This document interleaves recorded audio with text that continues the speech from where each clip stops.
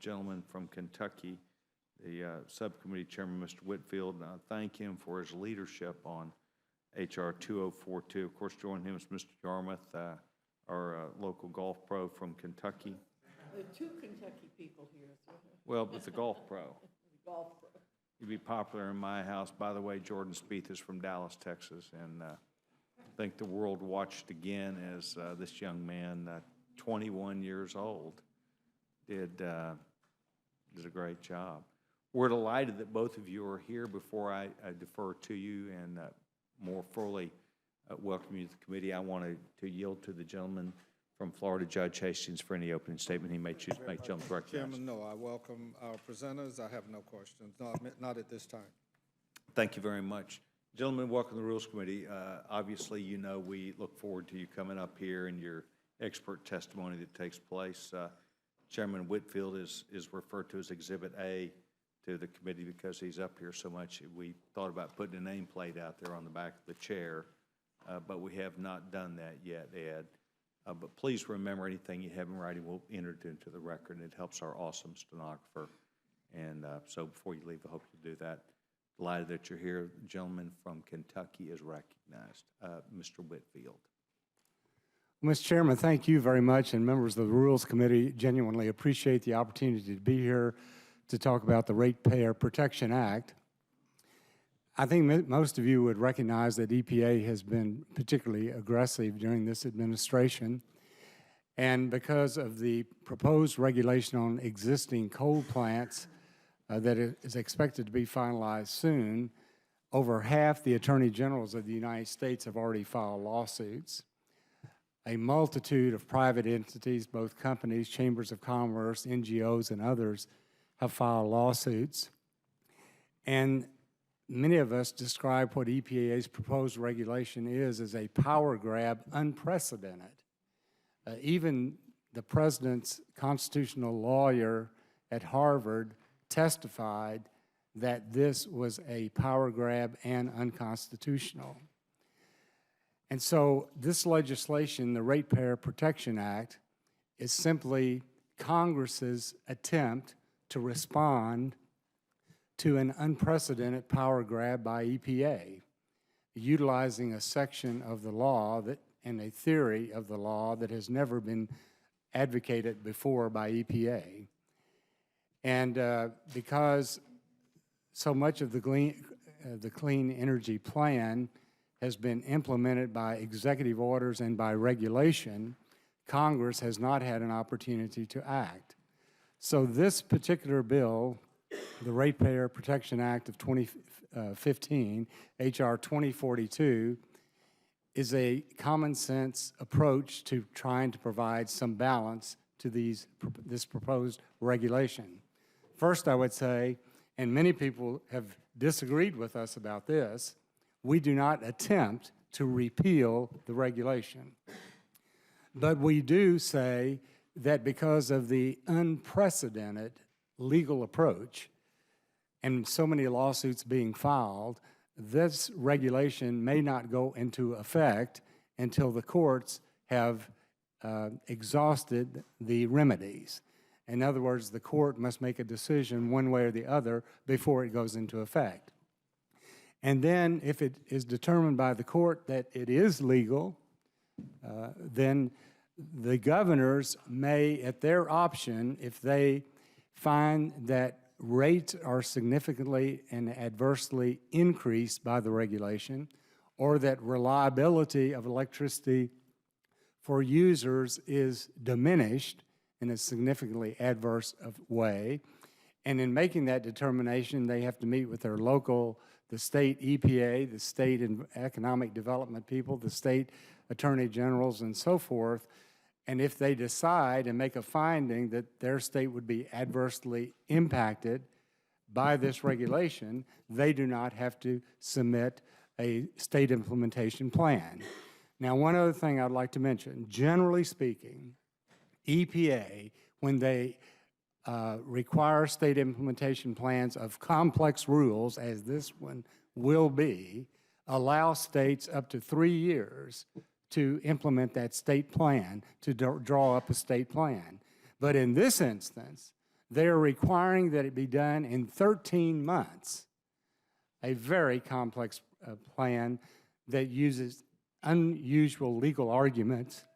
As I said, many people do not believe that it is legal. There are lawsuits been filed. I won't repeat that.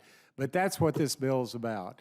And I think it's imperative, you know, as we've come out of this recession, Goldman Sachs issued a report just recently that talked about small businessmen and women that have been the backbone of America's economy since the founding of this great country.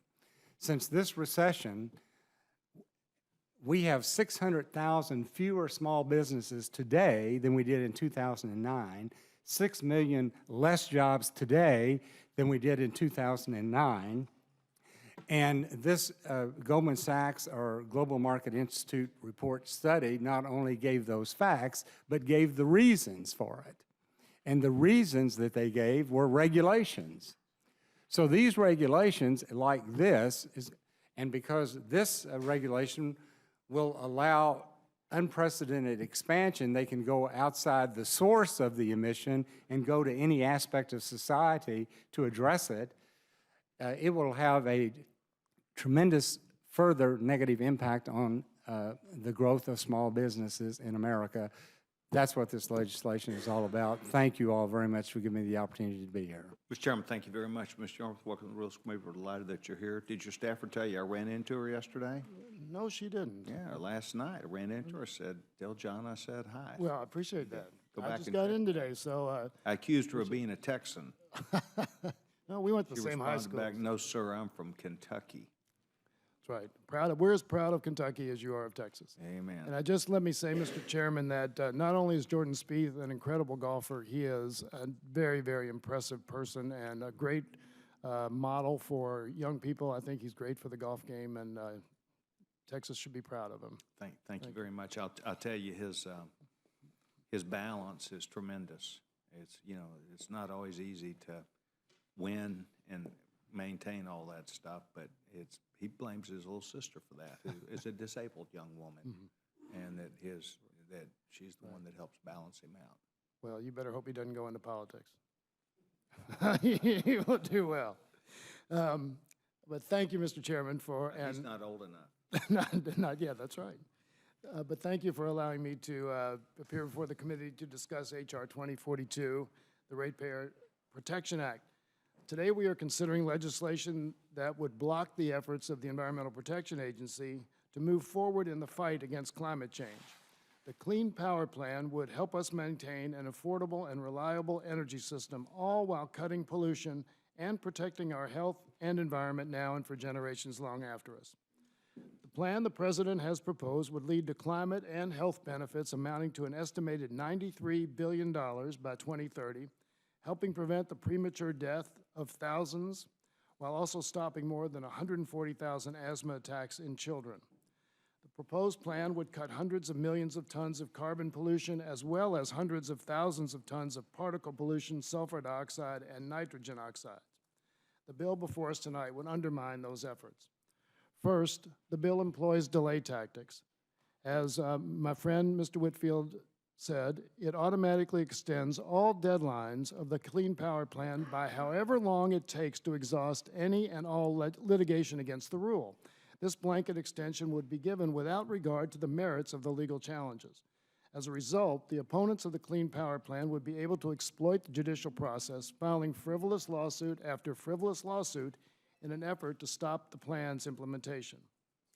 Second, this bill would gut efforts to reduce pollution, allowing a governor to declare his or her state exempt from any requirements to reduce carbon pollution from existing power plants, the nation's largest source of greenhouse gas emissions. Now, I know this bill is likely to be approved tonight by the Rules Committee and by the House tomorrow. It could pass the Senate, but it has no chance of being signed into law. But I wanted to be here because this bill is part of a national political strategy to convince governors that they won't have to comply with the Clean Power Plan and shouldn't work with the EPA in creating a state plan that works for them. In fact, my senior senator, and Mr. Whitfield's senior senator, has sent letters to all 50 governors telling them they should not comply. That's a dangerous political gamble, particularly for states that are dependent on coal. This rule is going to be implemented. States that refuse to work with the EPA will have their standards for compliance solely set by the federal government. However, states that take advantage of the flexibility in the Clean Power Plan will be able to work with the EPA to set up their own framework that is customized to the energy and economic realities of that state, with standards for compliance that are obtainable. I and Chairman Whitfield are from Kentucky. We are the third largest coal-producing state in the country. Our governor, who has no love for the EPA, is working with the agency on our state's Clean Power Plan. His Energy and Environment Secretary has publicly stated that he is hopeful that Kentucky can develop roughly 80% of a compliance plan before his administration leaves office at the end of this year. Others believe that Kentucky will be able to meet or exceed all of our Clean Power Plan standards without having to make any additional changes or incur any additional costs.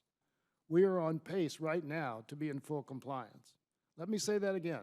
We are one of the biggest coal-producing states in the country. We rely on coal for 92% of our energy, and we are on track to be in full compliance with the Clean Power Plan. That's because we are taking advantage of the plan's flexibility to reduce our carbon emissions while protecting our economy and local interests for the future. Every state has this opportunity.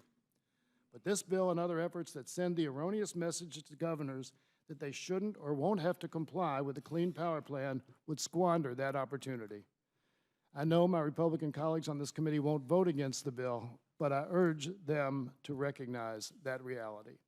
Thank you for the opportunity to testify. Yes, sir, thank you very much. I'm going to, Mr. Chairman, I wanted to just recognize Mr. Morgan Griffith, who is a member of the Energy and Commerce Committee, one of the primary co-sponsors of this legislation, and I just want.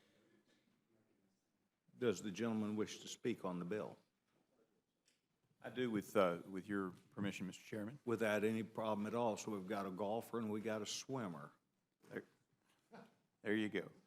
Gentleman is recognized. The gentleman from Kentucky, I guess I should say from northern Kentucky, has indicated that we should not act on this bill because it might bring about frivolous lawsuits and go forward.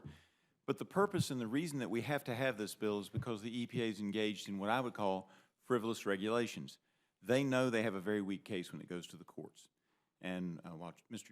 Chairman Whitfield did not choose to go into that, let me just briefly touch on the highlights.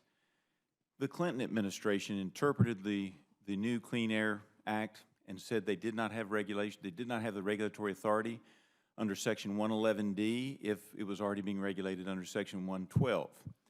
Then we have a New Jersey case against the EPA where the district court, the Circuit Court for the District of Columbia ruled that the EPA conceded the point and could not regulate electric generating units under 111D if they already regulated them under 112.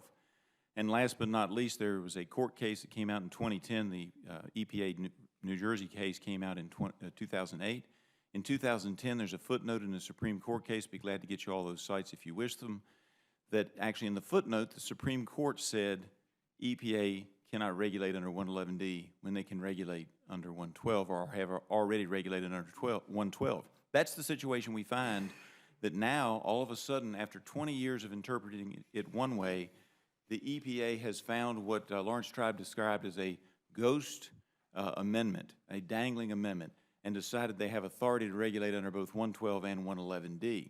So the reason that I would submit to this committee that the EPA is pushing so hard to have regulations begun, and the states have their plans out in 2016 and implementation beginning in 2020, which is very, very unusual, is because they, I believe, this is my opinion, believe that they have a very weak court case. And then you get to the constitutional issue, which Lawrence Tribe, the first teacher of an environmental law class in the United States, a teacher of the current president, a man who supported the current president, but who came to our committee in a hearing that Chairman Whitfield held, said that while he agreed with the EPA's overall goals, you can't burn the Constitution to get there, raises the question that each state has a different number to hit, and that may not be constitutional. He does not believe that it is.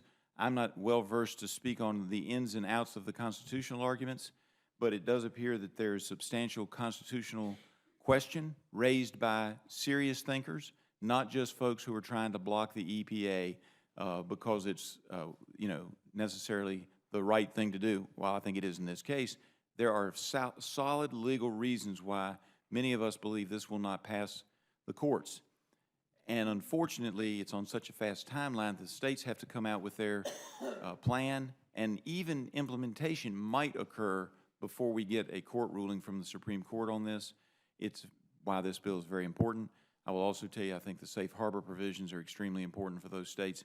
But every state has a different target to meet, so while Kentucky's governor may feel they're on track, most of the governors of these United States do not believe they're on track. With that, I yield back. Very interesting. The states that are impacted, they're filing suit? 27.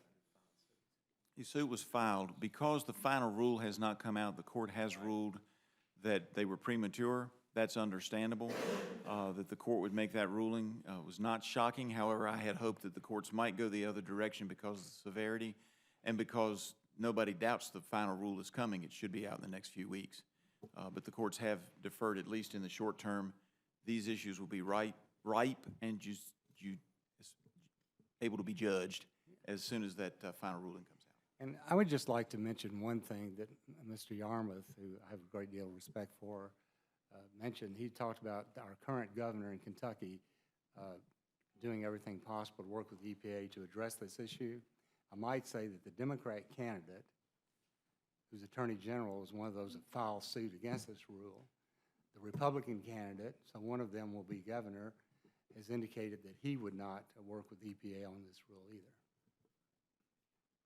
So you're trying to preempt the rule and to say that we would like for it to go to the court before it's implemented. Just pretty simple stuff. In the process, what that does is it protects jobs and a lot of things along the way where people could make difficult decisions along the way. I get it. Well, the reason it's called the Ratepayer Protection Act is because the people who are going to pay for all the new things that have to be built, even if this law is later stricken by the courts, it's not being properly put together, will be the ratepayers. So it'll be the average man and woman, the average working family that is going to bear the extreme cost of this regulation. Corporations always figure out a way to pass that cost on, but it's the families of the United States of America, the ratepayers, that are paying the price. Well, and likewise, as Mr. Chairman Whitfield speaking about the loss of jobs in this country is staggering. It's staggering. I think we're at the point where the number of people who are working today equal the same year that I was in college and before 1980 or about 1980. That's a difficult dilemma for us. Thank you very much. Mrs. Fox? Thank you very much. I appreciate our colleagues being here. I think this is a very important bill. I think the EPA has overreached dramatically in almost every way, and I hope very much that we're going to bring it to the floor and pass it. And Mr. Yarmouth, we hear all the time, no sense in passing these things, but you know that's our job, is to pass bills. And then if it's up to the president if he wants to veto them, but puts him on the spot. So I think we're doing our job, and we can see whether the president wants to do that. Thank you, Mr. Chairman.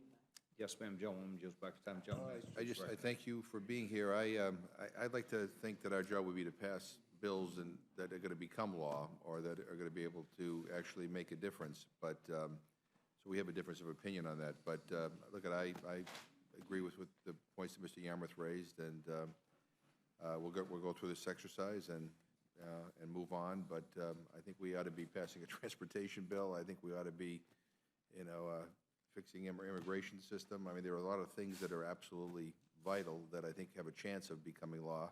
The president has indicated he wants to sign, but in any event, I appreciate you being here. I yield back my time. Gentleman yields back his time. The gentleman from Georgia. Thank you, Mr. Chairman. Yes, sir.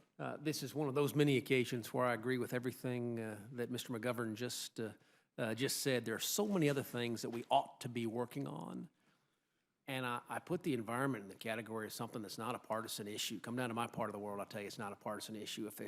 if you all are playing outside more in Kentucky than we are in Georgia, I would love to see your calendar, because we love the outdoors.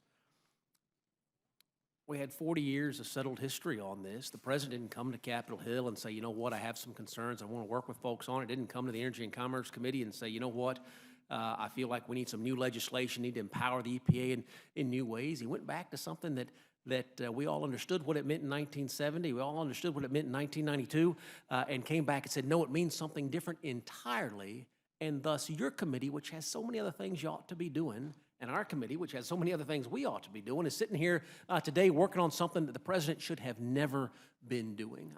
I ask you this, Mr. Yarmouth, because I have a great deal of respect for you. I value your opinion. I enjoy serving with you on the Budget Committee.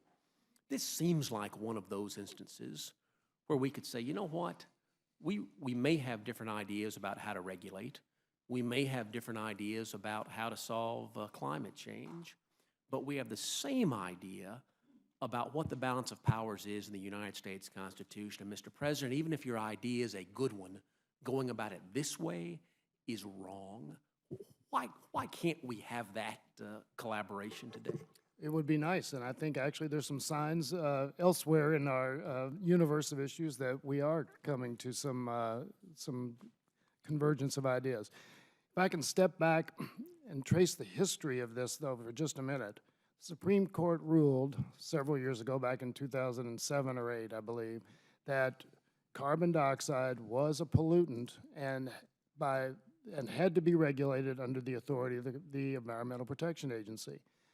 We responded to that in 2009, passing Waxman-Markey in the House, which was the cap and trade bill, a free market approach to regulating carbon emissions.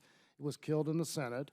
But that doesn't eliminate the EPA's responsibility under the law to regulate carbon emissions. So that's what the EPA is doing. I think we attempted a legislative approach to that. It failed, and because there is no hope now of getting a legislative approach to it, or there hasn't seemed to have been over the last few years, the EPA has taken the action it has.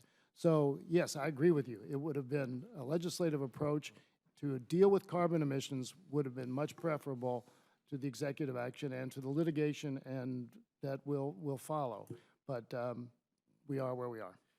You're an accomplished legislator. I'm still working my way in that direction.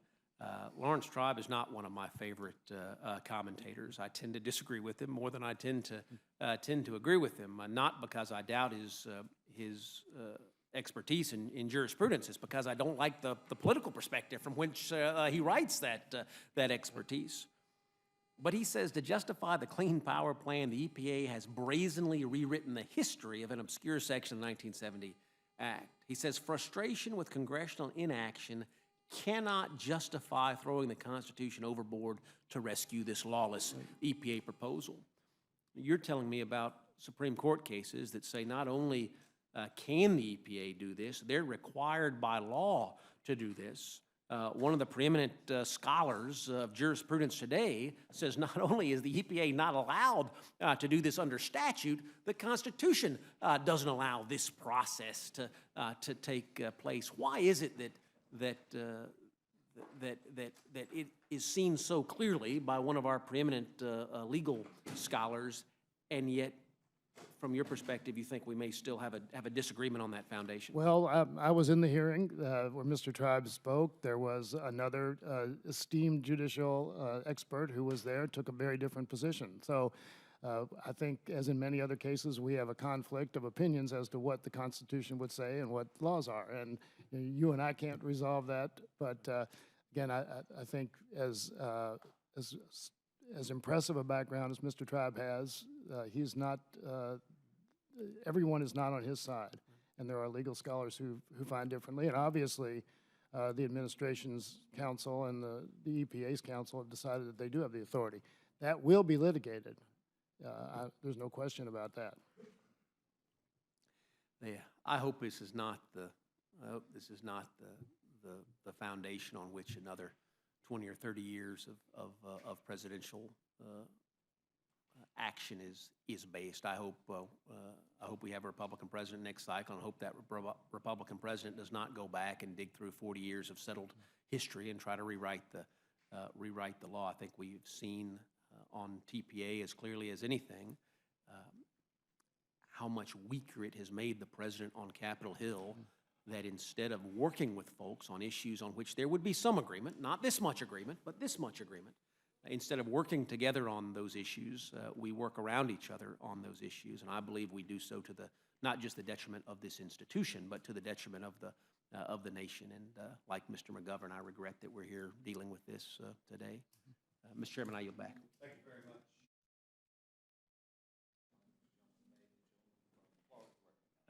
Thank you very much, Mr. Chairman, and I appreciate all of the testimony offered by our presenters. I do have a genuine concern in the way that the majority is going about a lot of their business as in this appropriations process. And among my concerns is manifested in this particular legislation in light of significant policy riders that are attached. And I note that in the markup, the many members did seek to eliminate these policy riders. It's mind-boggling that we would place the EPA in position of not implementing new source performance standards for newly constructed or renovated power plants. And the one area that I just don't understand at all is how we would not want the regulation of lead issues as it pertains to the significant number of children that have had stunted activity in their development because of lead. And 3 weeks ago, I was astounded that there still are housing projects in the congressional district that I'm privileged to serve that still have many of those issues. They're being mitigated, but they still exist, and that's troubling. I also,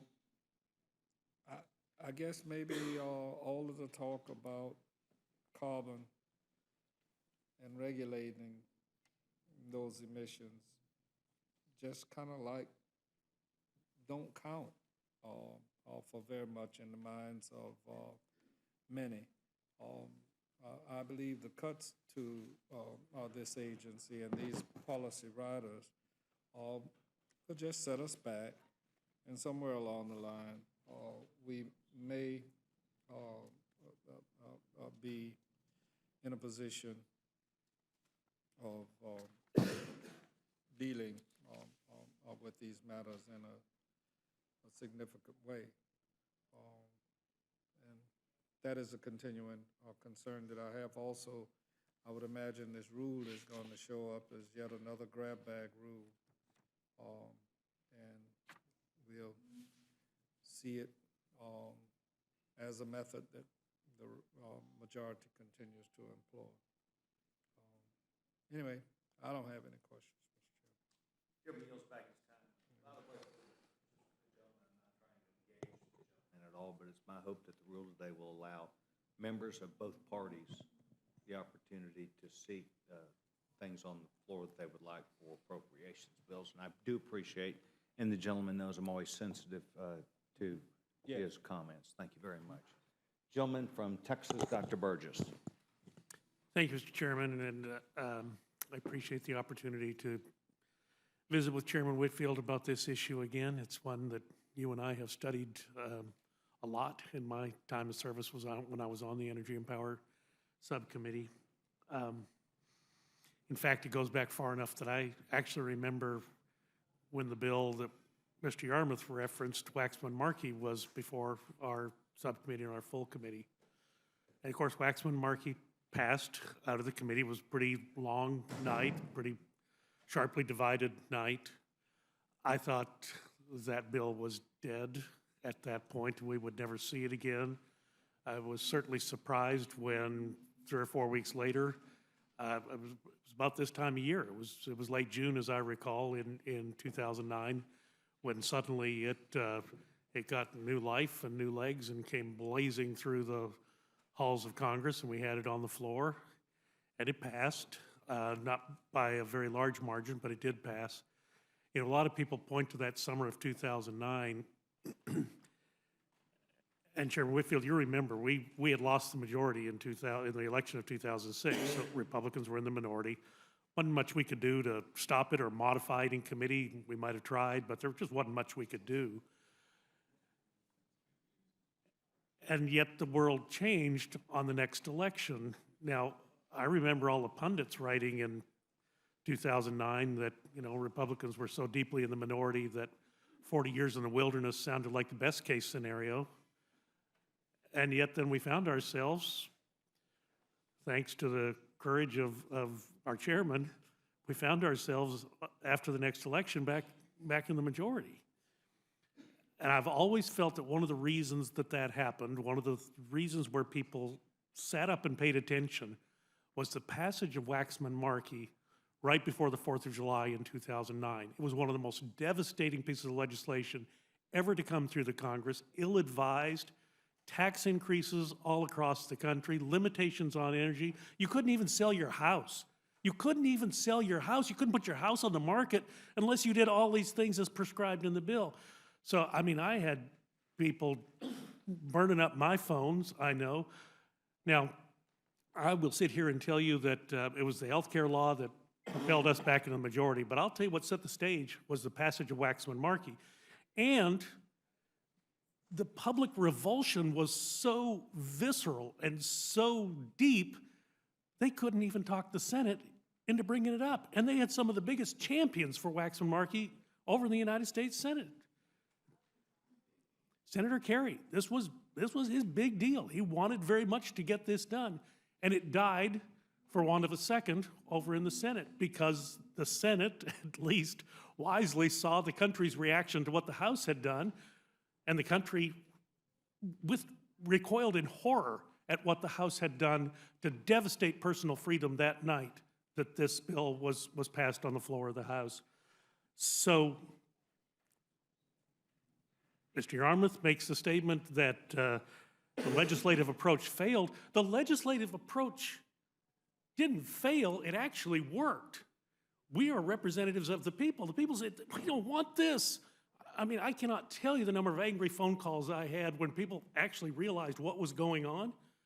We don't want this. So the legislative process worked, and now the president, in order to advance the president's climate action plan and the presidential memorandum, is trying to go around the legislative process that worked. And I say it worked because, again, Democrats controlled the House. You had a huge majority of the House of Representatives, veto-proof majority in the Senate, and they couldn't get it off the deck. To me, that means that the process worked because the country said, hold on, we don't want this. And actually, the Senate heard them. The House didn't, but the Senate did, and we never saw it again, as you'll recall. I mean, this was a tough night that this thing was marked up in Energy and Commerce. I don't remember exactly the length of time, but it was one of the longer sessions that we have had on a markup. There were multiple amendments. All Republican amendments were defeated. Yes, there were some Republican votes on the floor when it did finally get to the floor, but it was largely a party line vote, and the effect was devastating. And I would just suggest, for those whose memories are shorter, that it was the failure of Waxman-Markey that actually set the stage for Republicans being back in the majority, at least on the House side. Senate didn't take it up, House did, and that is what set the stage for the Republican majority retaking the House in the 2010 election. But I'll be happy to yield to Chairman Whitfield for his observations, since he was there as well. Well, Mr. Burgess, I mean, your recollection is very good. I mean, I agree with everything you said. There was a provision in that cap and trade bill, as you indicated, that would require a homeowner, before they sold their home, it would have to be approved by a certain body of government that it met all efficiency standards. And when people became aware of that, I mean, they went into an uproar. And the thing that disturbs me most about the 111D approach is that it also would allow states to put those kind of mandates, if a state decides to do it, on homeowners to meet certain efficiency standards before they sold their homes. We don't know what they might do. They may not do that, but they would have that option. So, I mean, I agree with what you said. Well, thank you, Mr. Chairman. I just needed to get that off my chest when I heard that Waxman-Markey was the legislative answer and it failed. I would just submit it didn't fail. It actually worked. And the Senate wisely withdrew it, and it actually provided you the impetus you needed to work for us on a political side back in 2010. I'll yield back time. I remember those days. Thank you very much. Do I have a question? The gentleman from Georgia, Mr. Collins, is recognized. Thank you, Mr. Chairman. I just want to thank for this bill coming up. I think it is something that we do, and I think the gentlelady from North Carolina actually stated this is part of what we do. And I just wanted to speak real briefly, though, to an amendment that is going to be offered that Mr. Huizinga, Mr. Kildee, and I have offered. The amendment is just a straightforward sense of Congress in urging the EPA administrator to address how the megawatt hours discharged from pumped hydroelectric storage will be incorporated in the state and federal implementation plans created by final rules made in the underlying legislation. It's important and appropriate that Congress recognize the important role of hydroelectric storage, the ability to use power generated during periods of low electricity demand and during periods of high demand improves efficiency and reliability of our grid system. Hydroelectric pump storage refers to the basic concept of pumping water up a hill and choosing the time to allow it to fall back down. As the energy needs of our nation evolve, we should be vigilant to the federal regulatory ambiguities that could stymie new technologies and innovation built into the principle of stored energy. The ability to carry electricity through time, a concept of our ancestors would have believed impossible, is at our fingertips due to hydroelectric pump storage. I want to thank Mr. Huizinga and Mr. Kildee for their encourage the clarity and specificity regarding discharge megawatt hours and their incorporation into the implementation of these plans. I look forward to hope this amendment will be made in order. I think, again, it goes to this whole energy package, total package of looking at all possible sources of energy that we have and how we actually work with that, and renewables are a viable source, and I would love to see that done. With that, no questions. I, again, appreciate all of them being here. Thank you, Mr. Chairman. Thank you very much. I appreciate the gentleman's hard work. The gentleman from Colorado, does he seek recognition? Gentleman does not seek time. Is there any other member of the committee that seeks time? Gentleman, Mr. Newhouse, gentleman from Washington is recognized. Thank you very much, Mr. Chairman. Yes, sir. I just wanted to thank you for bringing this legislation forward and addressing it, what I think is a particularly important issue, especially in my state. In the Pacific Northwest, we have been very thankful that we have the abundance of hydroelectric energy, already a very clean form of energy. So the seeming unfairness of having to reduce carbon emissions from already a low point to us would have increased costs immensely for really very little, if any, benefit. And so addressing this issue in this way, I think, is very important for not only my region, but other regions in the country as well. And so I appreciate you bringing this forward. Already it's having unintended consequences that we needed to address. I would like to, if I could, Mr. Chairman, read in for the record something from the National Hydroelectric Association, if I could. And it states that the proposed rule does not utilize a true carbon intensity calculation and artificially inflates the carbon profile of states, particularly hydro-rich states. The stated goal of the proposal is to reduce the carbon intensity of the power sector.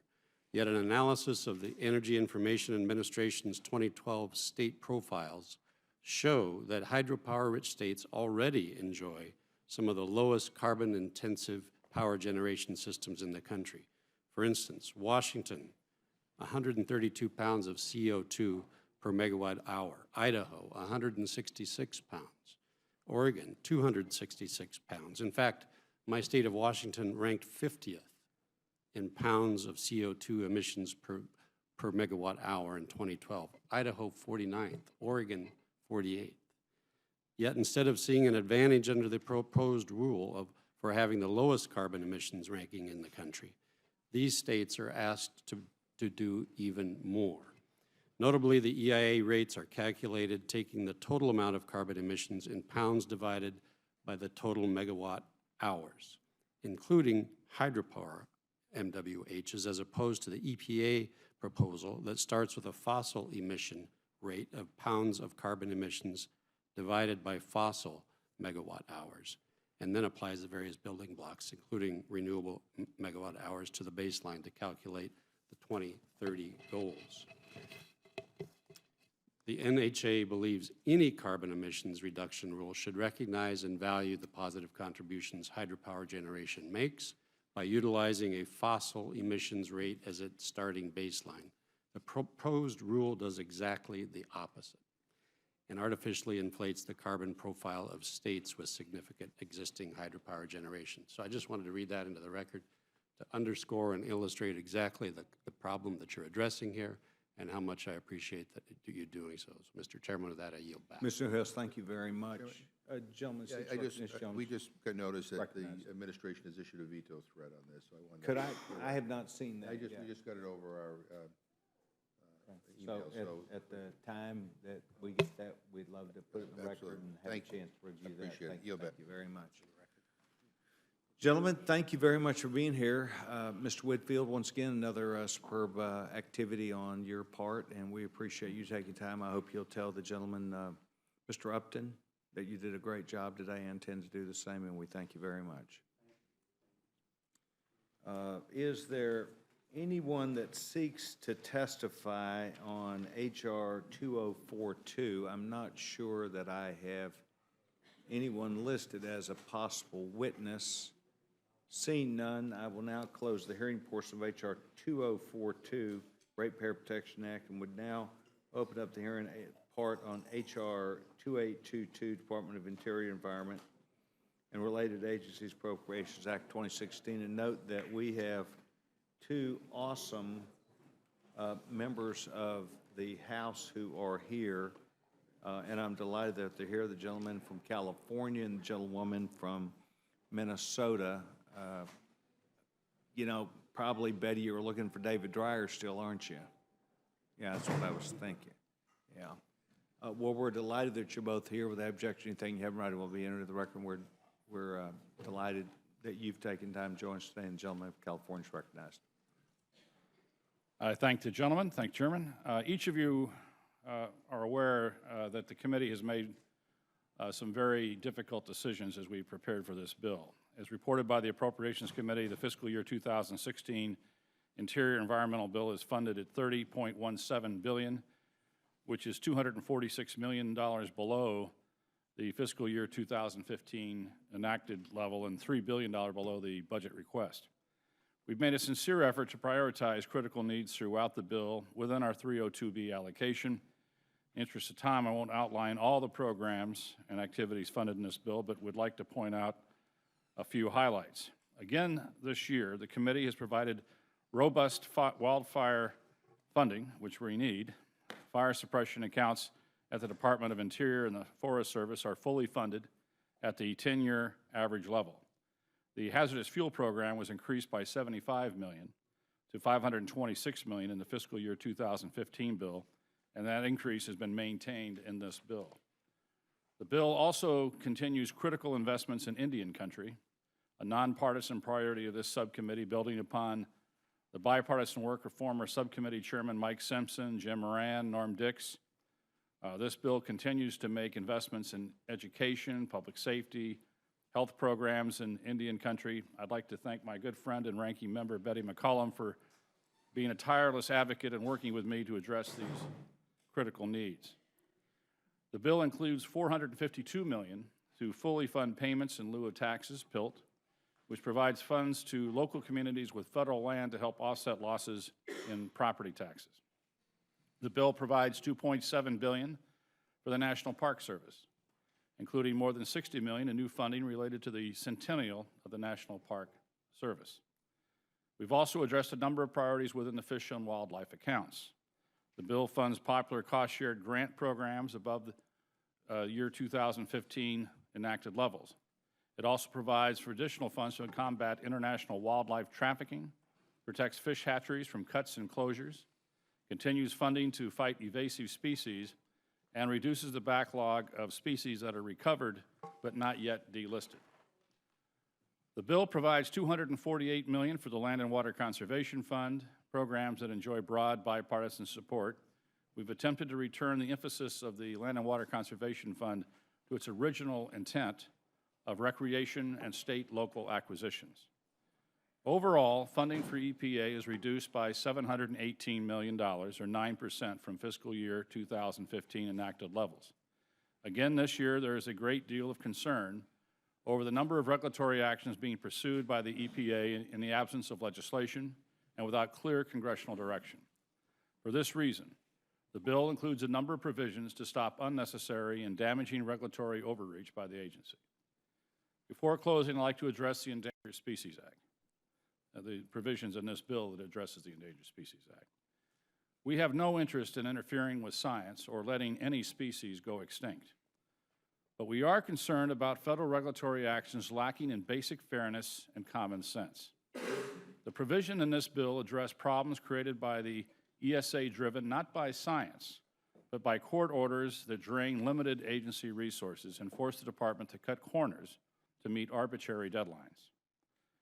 Once again, I'd like to thank Ms. McCollum for her assistance on this bill. While we sometimes disagree, we're never disagreeable. Mr. Chairman, this is a good bill. I thank you and the leadership for the opportunity to testify today. I'd be happy to respond to any questions that you or the committee members you may have. Appreciate that. Thank you. Mr. Chairman, thank you very much. I've been a friend of Ms. McCollum's for a number of years, and I'm delighted that she's here with you, and I think you alluded to a great partnership, and I'm delighted that you are balanced in that effort to try and live not only within the budget that you were given and those constraints, but you're a hard work on behalf of tribal issues and many other important issues that I so often have an opinion about, and I thank you very much. Ms. McCollum, welcome. Gentlewoman's recognized. Thank you, Mr. Chairman, and to the other members of the Rules Committee. I appreciate the opportunity to appear before you today to discuss the FY 2016 Interior Environment and Related Agencies Bill. As ranking member of the Interior and Environment Subcommittee, it's been my pleasure, and I really mean it, my pleasure to work with Chairman Calvert, but all the members of the committee. We've sought to address some of the most important issues not only facing our nation, but our planet. However, Mr. Chairman, before we discuss the merits of this bill and the rule that will govern our debate, I want to express my deep concern with the majority's recent announcement of their plan to debate this bill and any amendments after last votes of the week on Thursday. In deference for the funeral service for the 9 shooting victims of Emmanuel AME Church in Charleston, the majority has rightly, and I do appreciate the leadership on this, has rightly canceled votes on Friday to allow members in our nation the time to mourn and reflect. And along with that, I add my own prayers. But as a member of delegations of this body will be traveling to Charleston for the funeral, I'm concerned and I expect that we might not have a quorum of members present during our debate. So I question the appropriateness of moving forward to debate this major and impactful legislation at this time, because this bill impacts the health of every district and every person that we represent across this country. And I believe that it should not be debated in the absence of so many of our members. So I know that this is something that'll have discussion moving forward, but I just wanted to be clear for my feelings on the record. Gentlewoman yield. I do appreciate what you've said to me, and we certainly, the majority leader, would be open to your feedback, and I'll make sure that he receives that, and I thank you very much. Thank you. And I know this will be a discussion we'll have as members moving forward. But I do appreciate the speaker and the majority leader working with the minority leader to allow members time to reflect this national tragedy. Now back to the bill. In drafting this bill, Chairman Calvert has been a person who has operated in an open and collaborative member, and I really appreciate his efforts to address so many important programs with needs out there that exist. But we had a woefully inadequate allocation. Despite the dedication of the chairman and our staffs, H.R. 2822 is burdened by both serious funding challenges and a number of damaging riders. The bill cuts $246 million from FY 2015 enacted levels. It's more than $2 billion below the president's request. And in fact, when you adjust this bill for inflation, the federal investments that we make in this bill would drop below what we appropriated in 2005. As a result of this budget allocation, most programs under HR 2822 are either flat-funded or received cuts. The water Americans drink and the air we breathe are at risk because of the spending and policy decisions made in this bill. Other important programs like the National Parks Centennial Initiative and the Civil Rights Initiative are inadequately funded.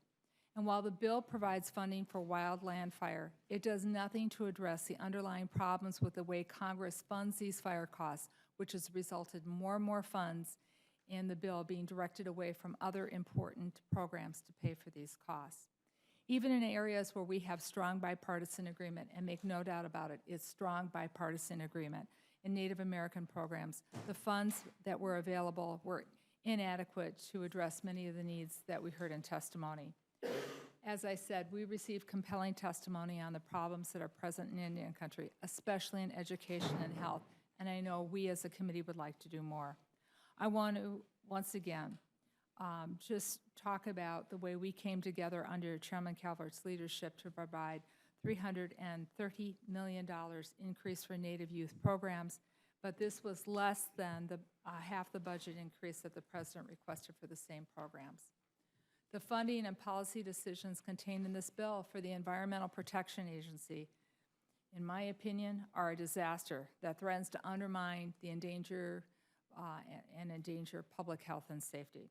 HR 2822 cuts the EPA by $718 million below FY 2015 enacted levels. That's a 9% cut, but that's going to be on top of a nearly 20% cut the agency has received over the past 40 years, added up nearly 30% over the past 4 years.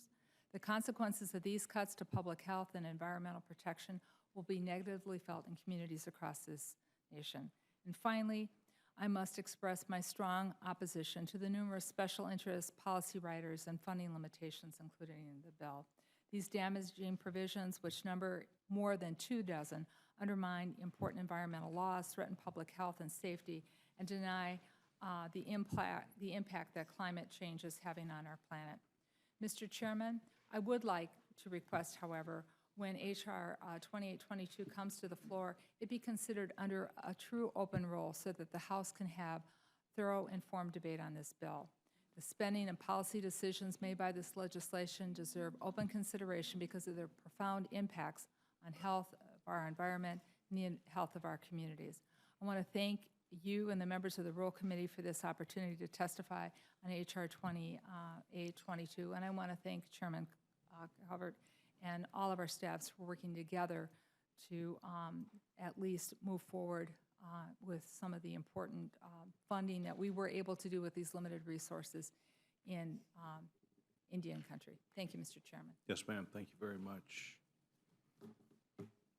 Delighted that you both been here and bring us not only the news of working together, but tough decisions that had to be made, which is exactly what happens to so many people back, at least in Dallas, Texas, who are trying to make tough decisions about their own budget, have to meet, write down things, set priorities, and not only prioritize them, but really have to probably work at them and change their plans often. I believe it's important that the federal government not only have to do the same thing, but in fact is doing the same thing, setting priorities, determining what they're going to do, moving things from a higher level to a lower level or lower to higher.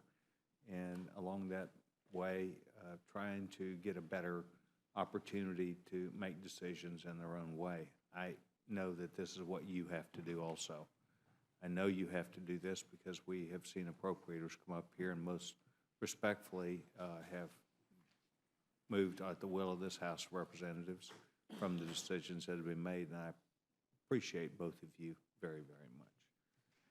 Now I yield to the gentleman from Oklahoma, the gentleman from the Appropriations Committee, Chairman Cole. Chairman is recognized. Thank you, Mr. Chairman. I missed the testimony, but I think I've already heard the play at full committee markup. So first of all, I don't have a lot of questions here. I know the bill very well. I'm fortunate enough to sit on Chairman Calvert's subcommittee with Ranking Member McCollum, and I can't tell you, Mr. Chairman, how much I admire both of them, what terrific members they are, how well they work together. We have obviously some sharp differences on this bill. We always do. But we have some great commonalities. And nobody's worked harder for Native Americans, certainly, than the two individuals in front of us. The chairman and ranking member have been at that point long before they were ever in their respective positions today. So I want to thank you both for the very generous increase in the Indian Health Service, for the very generous increase for the Bureau of Indian Affairs, and for the bipartisan commitment on beginning to deal with the infrastructure problems we have in BIE schools all across this country. You've been a model of cooperation in those areas, and frankly, of civility even in areas where you don't cooperate. And I wish more people could watch the manner in which the two of you work together, and by your example, what that means for the respective members on both sides of the aisle. So I want to congratulate you for I think, a very good bill. I know you have some challenges, Mr. Chairman, with the allocation. I know, Madam Ranking Member, your challenges were greater. But the point is, you know, there's always going to be differences. We're in two parties, different parties for a reason. But when you can find common things that bring us together, which I think you did in this bill, in a lot of different areas, not just on Native American areas, but that's an area that I care about the most and where both of you have been exemplary leaders. I just wish we saw more of it in the House. And I just, again, want to thank both of you for your friendship and for your leadership. The mere fact that, Mr. Chairman, that this bill is going to the floor is pretty extraordinary. You know, we've talked about this privately. I have a challenging whip card, and it was shocked that they were all either for your bill or leaning in that direction. And so, again, whatever our differences on the floor, as we play them out and in the course of debate, the point is there's some great things in here, certainly for some constituencies that have historically been overlooked and forgotten. I want to thank you very, very much for your leadership in that regard. So, thank you. Pat, yield back.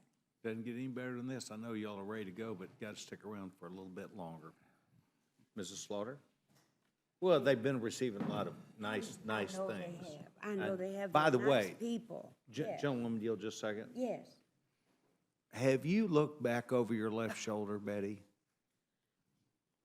Look all the way Other around. shoulder, Betty. That's the left one. Look up there.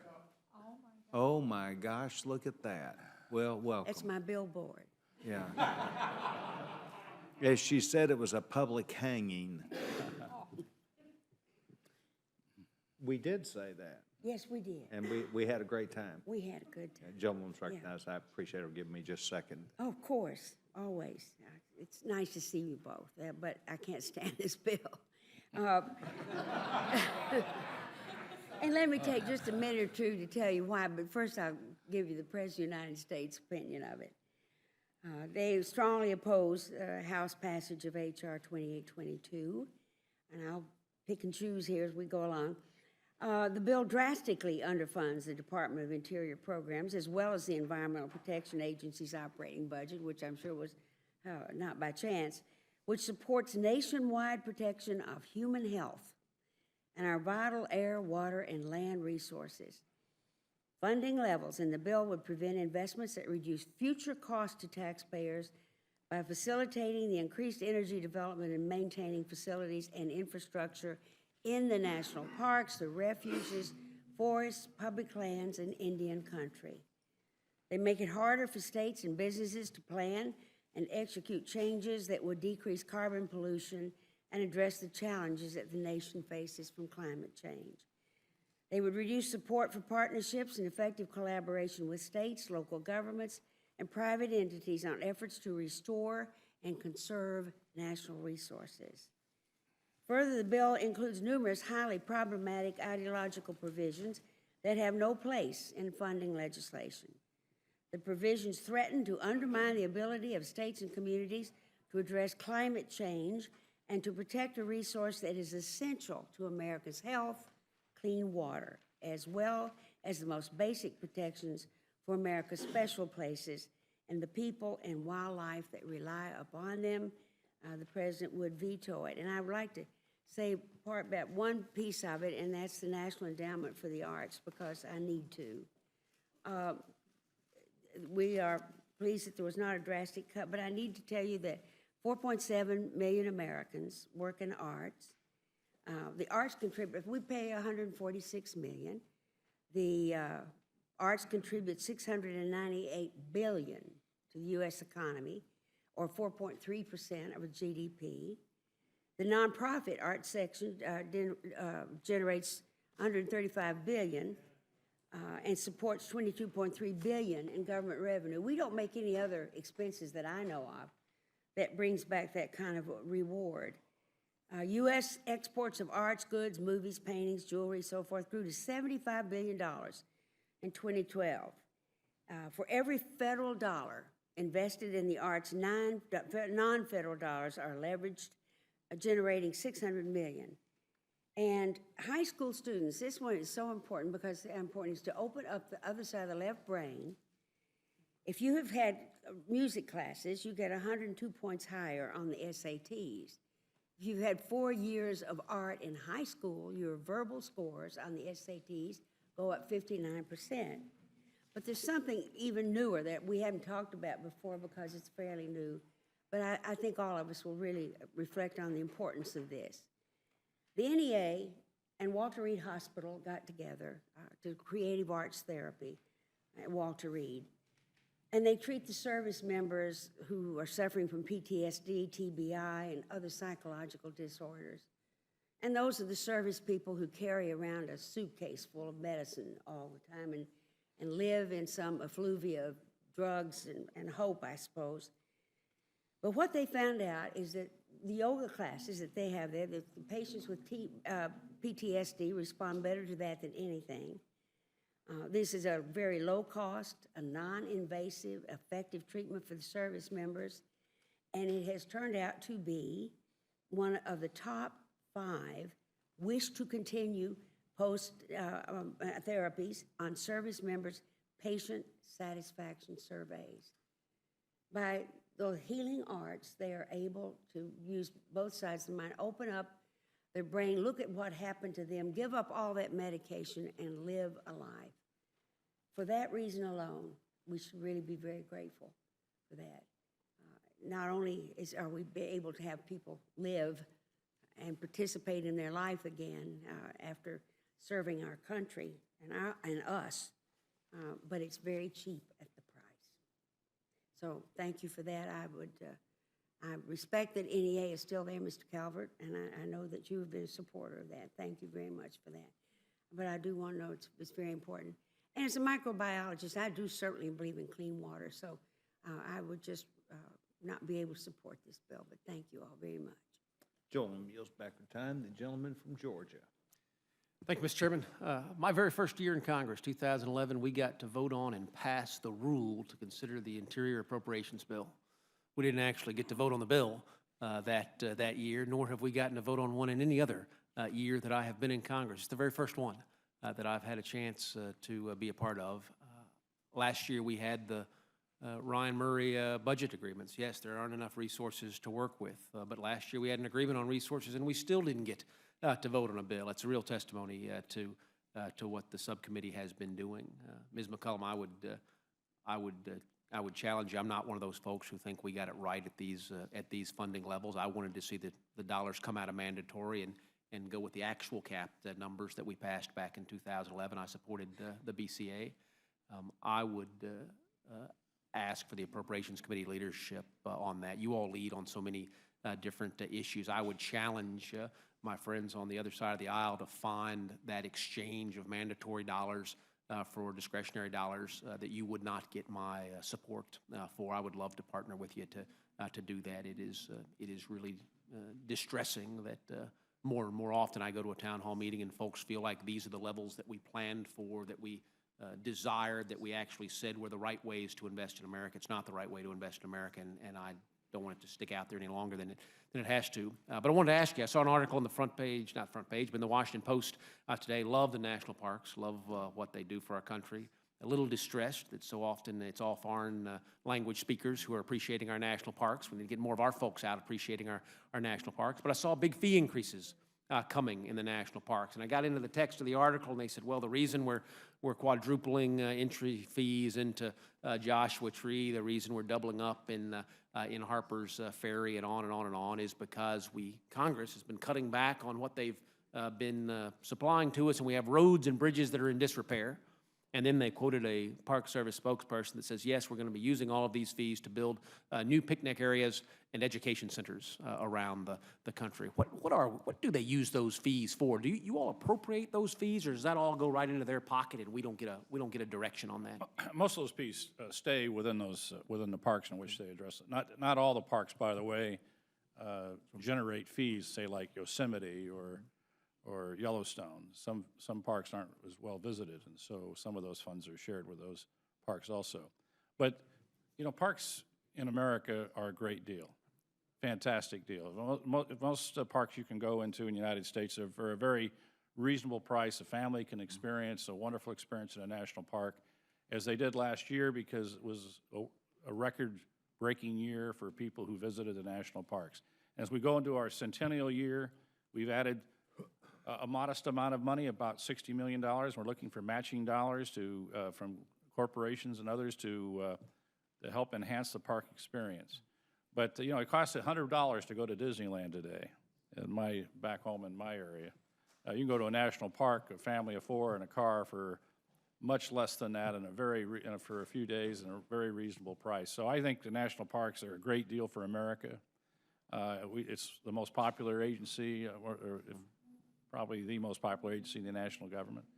And so we support them in this bill, and we'll continue to support them. I have my annual pass, which I apparently got in at the lower dollar value now that it's going to be going up, and I'm glad I made that decision. Remember, we haven't had an increase in many, many a year, so inflation does play its. But you would tell me that this is done, if not with the consent of the subcommittee, at least in cooperation, that this is not an end run around the dollars that you are appropriating. This is something that you would anticipate would happen in the course of doing business as the Park Service.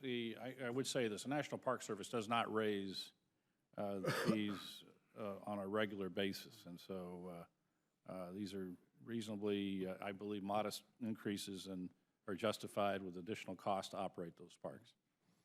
I appreciate you all sharing your expertise with me. Mr. Chairman, I yield back. Mr. Chairman? Thank you very much. The gentlewoman, I believe Ms. McCollum, wanted to engage you on one issue, but the gentleman controls the time. I apologize. I'd love to engage with the gentlewoman from Minnesota. Oddly enough, I just literally came back from Theodore Roosevelt Park this weekend. And I met people from all across the United States, veterans, young and old, people with families, people on their honeymoons, and just listened to them in the visitor center, took a lot of pictures of people, didn't explain who I was until somebody kind of got nosy why I was asking so many questions, and I told them that I was a member of Congress on the Interior Committee. They support their parks. Many of them, as they were leaving, were putting free will donations besides what they had purchased in the park pass in it, and said for the value they can't think of anything that they'd rather see their tax dollars go towards. And so in working with the constraints that the committee had with our allocation, it was unfortunate that we couldn't have put more dollars into the centennial match where taxpayers could match with that. But once again, we were dealt a very, very low allocation with forest fires, pelt, other things that are mandatory that are now in our bill. And the chairman, when it came to the parks, I believe, tried to do the best that he could. But I really think that from the encounters that I had, people think that their fees are going towards something well worth saving, and that's America's treasures. I'm told that 2/3 of our parks are still free of charge, that any American can visit absolutely any time, simply for the privilege of being a taxpayer, which we see out here on the mall absolutely every single day. Mr. Chairman, I yield back. Thank you very much. Does the gentleman from Massachusetts? I just very briefly I want to thank my colleagues for being here. There are some good things in this bill and some not so good things in this bill, but the worst thing about this bill is the allocation. Well, in addition to some of the riders that Mr. Hastings mentioned earlier, we're going through this appropriation exercise where we're bringing appropriations bills, the Rules Committee to the floor. We're voting on them, and we know they're going nowhere. The White House is going to veto them, and unless we get, a bipartisan negotiation going here to talk about how to deal with sequestration, this strategy that the Republican leadership is utilizing is going to lead us to a government shutdown. And I would just hope, we're spending an awful lot of time on the floor going nowhere, essentially. I don't know of any Democrat, maybe there might be a couple who will support it. I think the majority of Democrats, if not all, will oppose this. And I would just urge my colleagues to talk to their leadership about getting a bipartisan, negotiation going to deal with the issue of sequestration. Otherwise, we're going to end up in a catastrophic situation. And sequestration is hurting our country. It is stifling job creation. It is hurting all these great things that we all support, national parks to you name it, in this bill.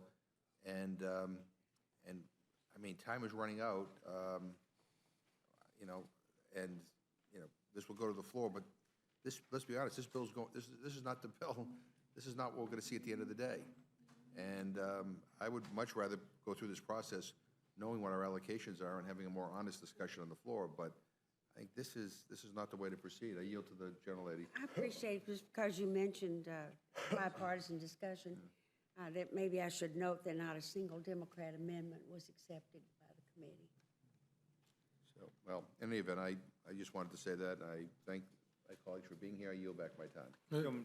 Gentleman yields back his time. Gentlemen, Well, just a Does quick gentleman point Mr. to make, Cole with all seek due time? respect to my colleague, every amendment is going to have an opportunity on the floor. So, if the committee makes a judgment, that's fine, but the floor is still available to members if they want to offer amendments. So those amendments that did not make it in committee will almost certainly be in order on the floor. well, let me respond by saying that, again, with such a low allocation, you're robbing Peter to pay Paul in this bill. And again, I go back to what I said before, and that is that, we need to get a bipartisan negotiation going yesterday to figure out how to deal with sequestration. We should have done that and resolved that issue before we move these appropriations bills forward. And I think going this way, we're headed for another, another emergency, another deadline, another threat of a government shutdown, which I don't think is in the interest of our country. So I would urge my colleagues to tell your leadership, let's start talking and let's figure out a way out of this. With that, I yield back. Gentleman yields back his time. Gentleman, Mr. Cole makes a good point, and I appreciate that. Is there any Republican that seeks time? Gentleman from Texas, Dr. Burgess. Thank you, Mr. Chairman. And Chairman Calvert, I have a question. I may need to get back with your staff because I'm not quite sure how to ask it. But we have encountered on the Energy and Commerce Committee, which is the authorizing committee for the Environmental Protection Agency, the concept of some Title 42 exceptions for payment for scientists, for the yearly pay for a scientist.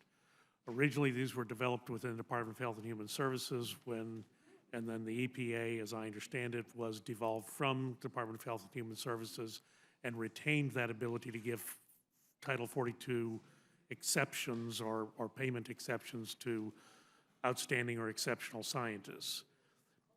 Except that at some point, it seems like Title 42 exemptions are being given to people who are more or less entry level.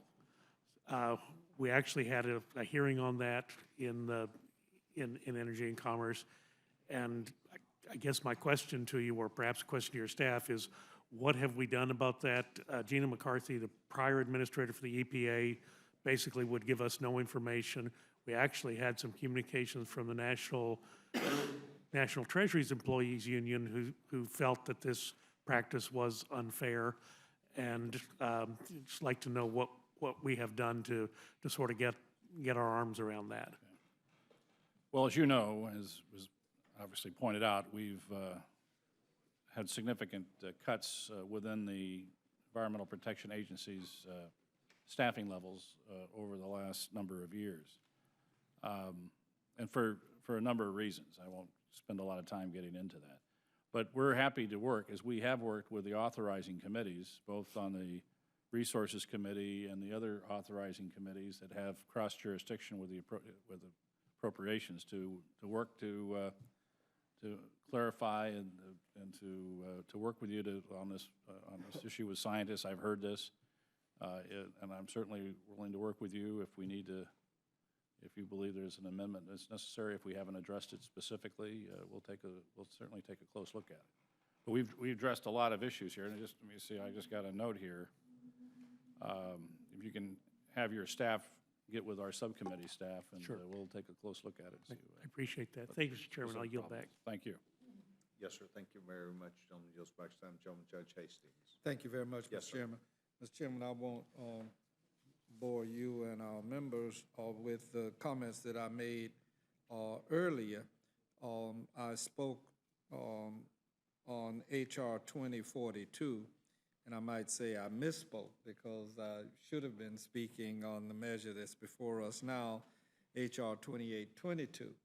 And in light of the fact that Ms. McCollum and committee has raised the issue with reference to the policy riders, I just cite generally again the fact that I don't think that that's a good way for us to go about appropriating. In addition, the specific measure in 2822, specific measures, there are three.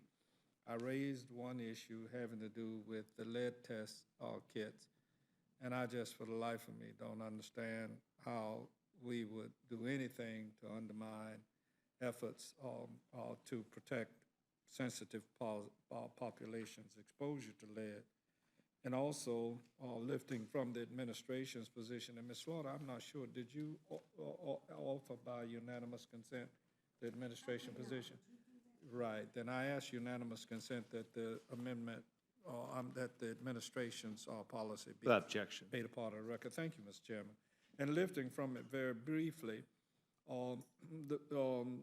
under the National Park Service, and there's already been discussion about the centennial and the inadequate funds in that regard.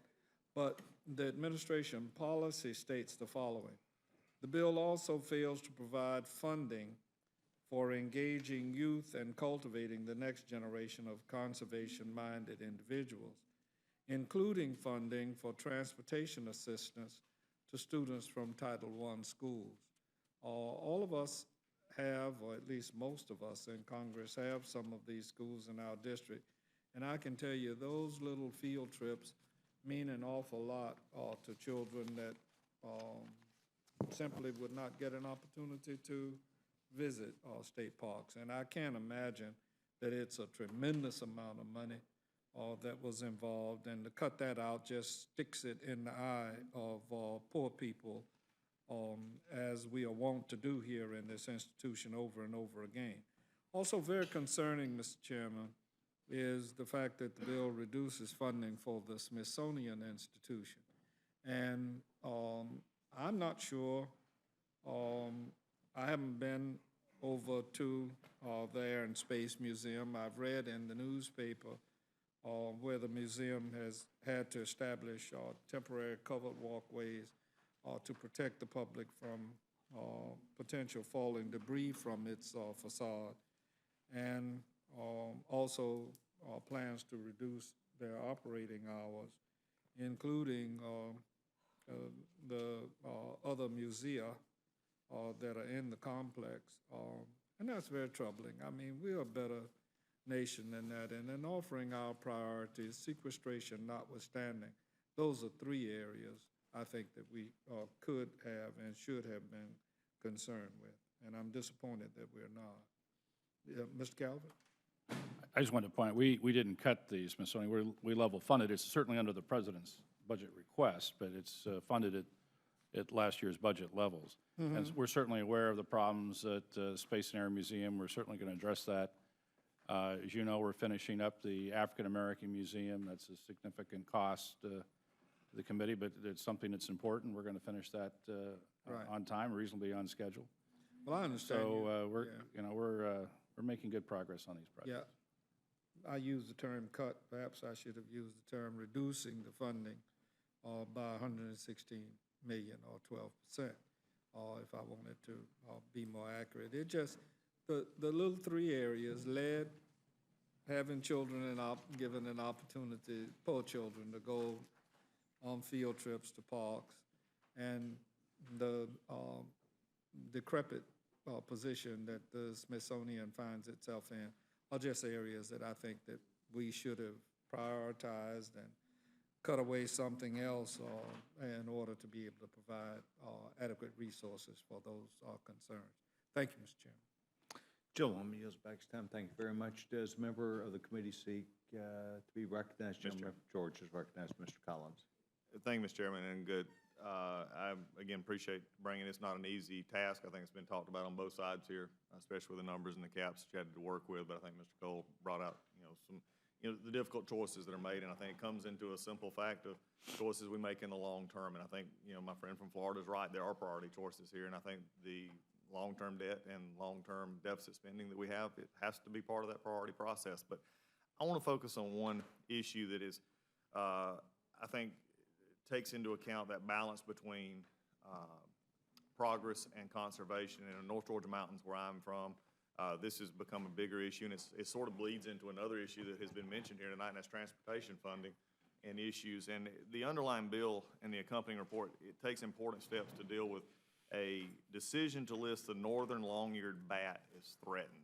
And we're going to talk more about this, but what it does, it addresses inadequacies in the interim 4D rule to better protect affected parties, including states, local governments, industry, farmers, and ranchers. And it encourages Fish and Wildlife Service to work with the interested partner before they develop their final rule. However, I have some deep concerns about where we are right now with especially the northern long-eared bat. If you go back and you can go on to see speeches that I have given before about where's the bat. If you come into my district and you look at transportation funding, we're spending right now literally hundreds of thousands of dollars looking for one bat, the Indiana bat, that we haven't seen since 1940-something. The only reason we're looking for it is because there was a transponder that went off on the Tennessee-Georgia line coming south, and we're still wondering where it's at. But you got the northern long-eared bat, which now studies have said that the main threat to this species' survival is the white nose syndrome. It's not humans. Humans is minimal, yet humans are being punished. Projects are being delayed, jobs have been impacted, livelihoods jeopardized. In my state alone, if we could just spend the money allocated for the projects that we need to on transportation and other building, taking into account the normal environmental protections that are there, we could make our dollars stretch further, and people want to see that. Instead of searching for a bat, one, that still nobody has seen, that they've not produced, and then now dealing with a bat that has been put on the endangered and threatened list that we don't need to see, I think, at this point, moved without consultation any further. This is a concern when you start talking about priorities. And when my friend from Florida and the gentleman from Minnesota and others talked about these priorities, and the gentleman from, when you look at this, Mr. Scott, these are the kind of priority choices that I think we've got to deal with, because when monies go farther, it's not just your part, your silo that you're working on, it affects other silos when we look at government. This is the part people don't understand. So I want to see these things strengthened, and I want to see this issue of endangered species.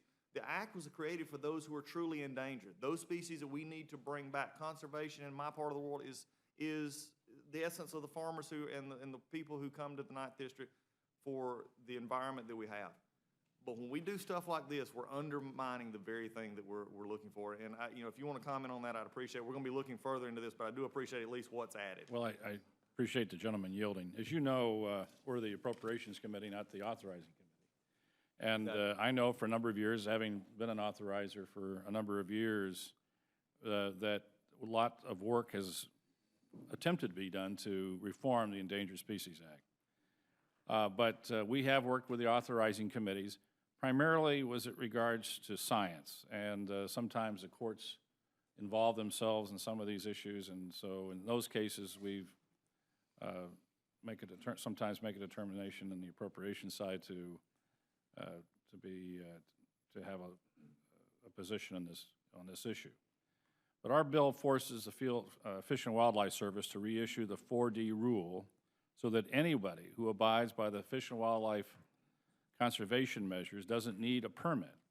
Our intent is to level the playing field while giving this bat a chance. And this virus, you're correct, is devastating to this creature, and it's not because of human activity. This virus came out of Europe, apparently. There's a lot of work going on to figure out how we can combat that, and certainly want to work with you and others on a number of species that gets brought to the Appropriations Committee. But also, we need to encourage the Authorizing Committee, I think, to take a close look at the Endangered Species Act. We need to spend a lot more time on delisting species that have been recovered. We have a number of species that have been recovered that need to be delisted, and we don't spend money on that rather than spend money on species that are critical in population at the present time and need to be protected.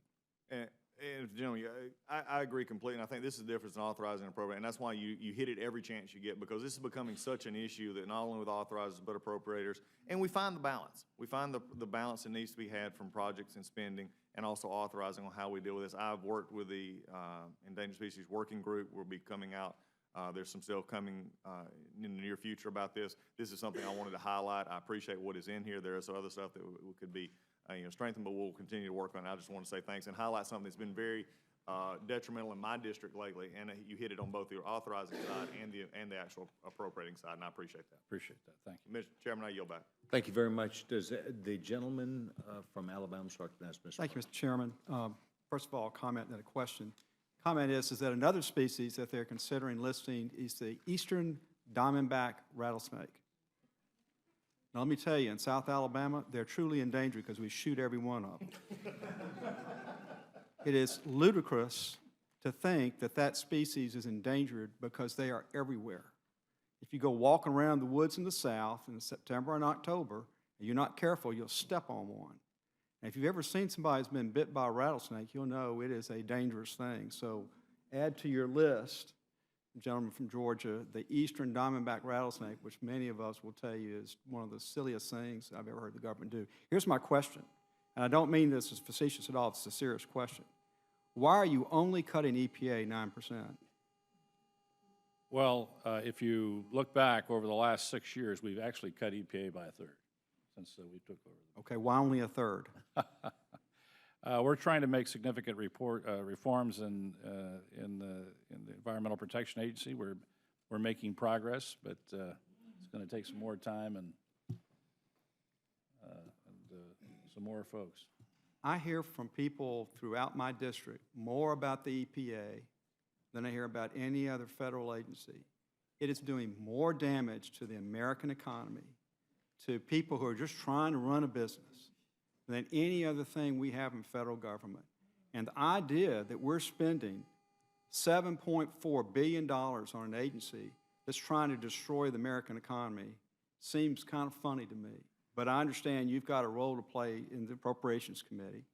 It's the 9% figure came from somewhere. I used something to come up with that number. Was it tied to anything, or? Well, a lot of the people in the regulatory departments, lawyers, we think that there's, as I mentioned to the administrator, it doesn't take a larger bureaucracy to have a cleaner environment. And so we're trying to make reforms that are reasonable and as quickly as possible. I do agree with the gentleman that we all want a cleaner environment, but the regulatory processes in which the American business are going through today, whether it's this new clean water rule that has been promulgated by the Environmental Protection Agency and the Corps of Engineers, could have devastating effects on the American economy. The new ozone rule that's also being pushed through in areas that are not in containment, many parts in the country, in Georgia, obviously, where you have natural ozone levels, they're extremely high because of natural occurrences.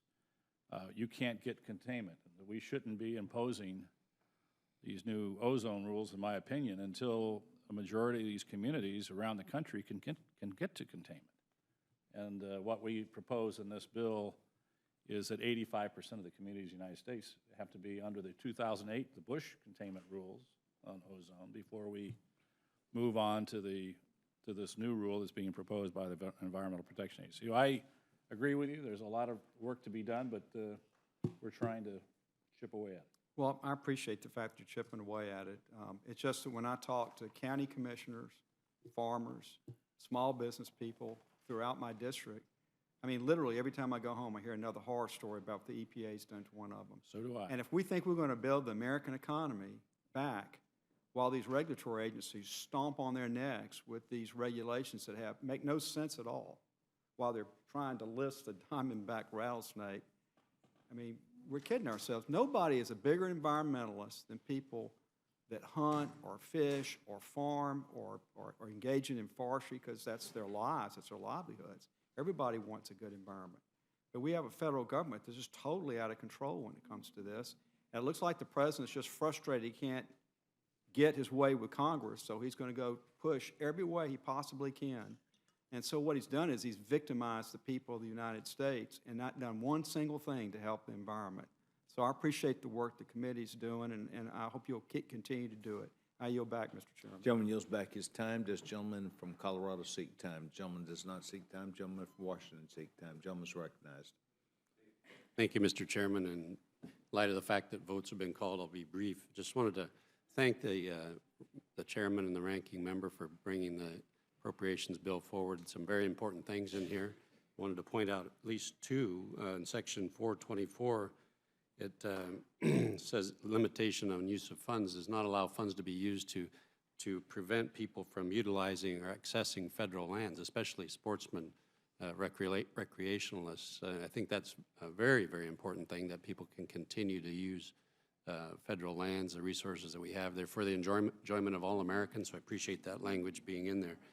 Also, in particular interest to me, as you know, the West is going through a huge drought this year.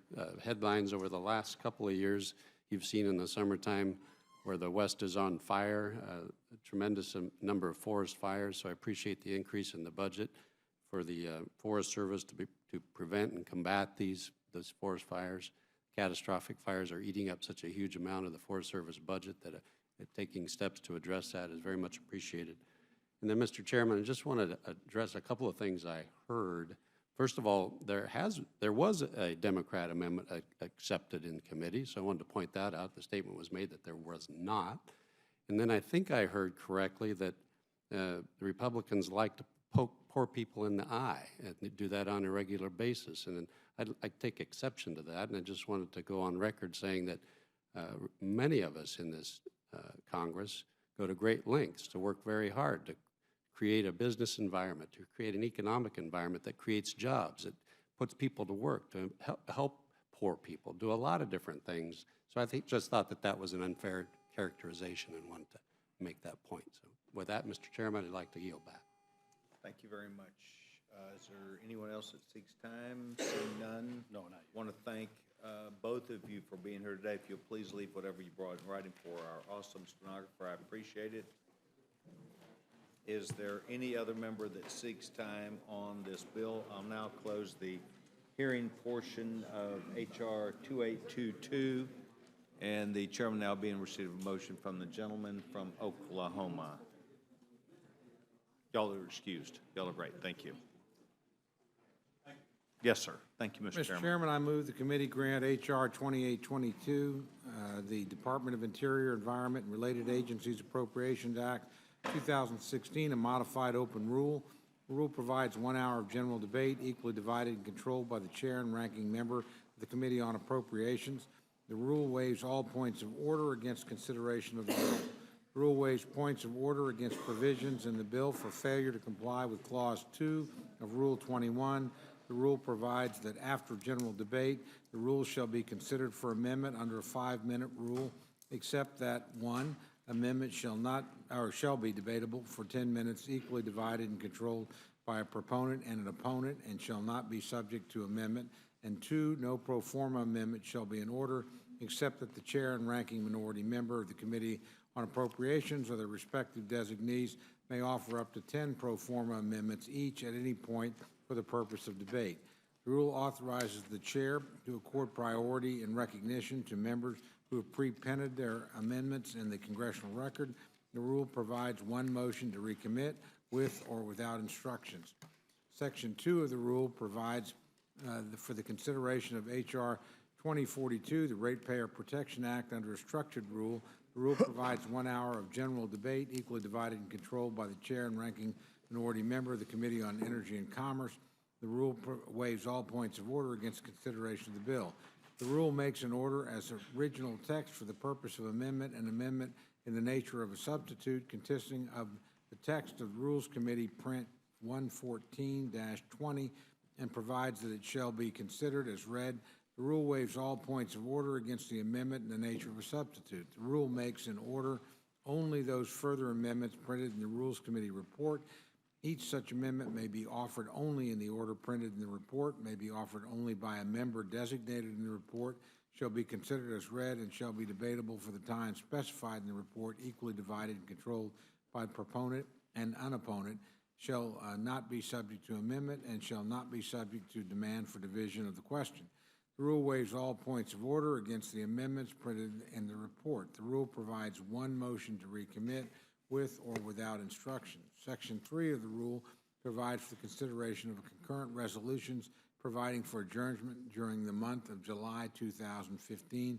Section 4 of the rule provides that on any legislative day during the period from June 26, 2015 through July 6, 2015, the journal of the proceedings of the previous day shall be considered as approved, and the chair may at any time declare the House adjourned to meet at a date and time to be announced by the chair in declaring the adjournment. Finally, Section 5 of the rule provides that the Speaker may appoint members to perform the duties of the chair for the duration of the period addressed by Section 4. You've heard the motion from the gentleman from Oklahoma. Is there amendment or discussion? Yes. The gentlewoman's recognized. Hope springs eternal. I have an amendment to the rule. I move the committee grant H.R. 2042 and H.R. 2822 each an open rule so that all members have the opportunity to offer amendments to the bills on the floor. Appreciate the gentleman. We would once again reiterate that this provides for a modified open rule for the Interior Appropriations Bill and Structure Rule for the Ratepayer Protection Act, allowing what I think is a pretty good process of those people who requested the opportunity or allowing them to do so. Further discussion. Yes, I understand it. You can have, is it 10 pro forma amendments on each side? Yes, ma'am. That's it? I wouldn't consider that open at all. I would really appreciate consideration, and let's have an open debate on an appropriations bill. Vote now be on the slaughter amendment. Those in favor signify by saying aye. Aye. Those opposed, no. No. No votes, Roll no, call, no. please. The gentlewoman asks for a roll call vote. Ms. Fox? No. Ms. Fox, no. Mr. Cole? No. Mr. Cole, no. Mr. Woodall? No. Mr. Woodall, no. Mr. Burgess? Mr. Burgess, no. Mr. Stivers? No. Mr. Stivers, no. Mr. Collins? No. Mr. Collins, no. Mr. Byrne? Mr. Byrne, no. Mr. Newhouse? Mr. Newhouse, no. Ms. Slaughter? No. Aye. Whatever. Ms. Slaughter, aye. Mr. McGovern? Pick one. Aye. Mr. McGovern, aye. Mr. Hastings? Mr. Hastings, aye. Mr. Polis? Mr. Polis, aye. Mr. Chairman? Mr. Chairman, no. Clerk will report the total. 9 yeas, excuse me, 4 yeas, 9 nays. Amendments not agreed to for amendment or discussion. Seeing none, the vote will now be on the Cole motion. Those in favor of Chairman Cole's motion signify by saying aye. Aye. Those opposed, no. No. The ayes have it. The ayes have it. We'll need a roll call. Gentlewoman asks for a roll call vote. Ms. Fox? Aye. Ms. Fox, aye. Mr. Cole? Aye. Mr. Cole, aye. Mr. Woodall? Aye. Mr. Woodall, aye. Mr. Burgess? Mr. Burgess, aye. Mr. Stivers? Aye. Mr. Stivers, aye. Mr. Collins? Aye. Mr. Collins, aye. Mr. Byrne? Aye. Mr. Byrne, aye. Mr. Newhouse? Aye. Mr. Newhouse, aye. Ms. Slaughter? No. Ms. Slaughter, no. Mr. McGovern? No. Mr. McGovern, no. Mr. Hastings? No. Mr. Hastings, no. Mr. Polis? No. Mr. Polis, no. Mr. Chairman? Aye. Mr. Chairman, aye. Clerk will report the total. 9 yeas, 4 nays. The motion is agreed to, and accordingly, the gentleman from Louisville, Texas, Dr. Burgess, will handle this for Republicans. And Mr. Polis for the minority. And Mr. Polis for the minority. There has been I'm sure, a question about what we're going to do during this week. As we know, there will be a movement towards the end of the week to allow members to leave early and those who may wish to attend the funeral that will be in South Carolina. We're going to, however, be very acutely aware that as the Senate does move its bills, that it has the trade bill, we would do accordingly when we receive the correct paperwork. So that looks like what we're going to be doing this week. One last part, and that is I have a college intern, Catherine Berrigan, who is from Southern Methodist University, a young woman who has sat through this entire exercise. And I want to thank her for being not only a part of our team, but coming by the Rules Committee today. Kat, thank you very much. Anything further for the committee? Seeing none, we've now completed our work.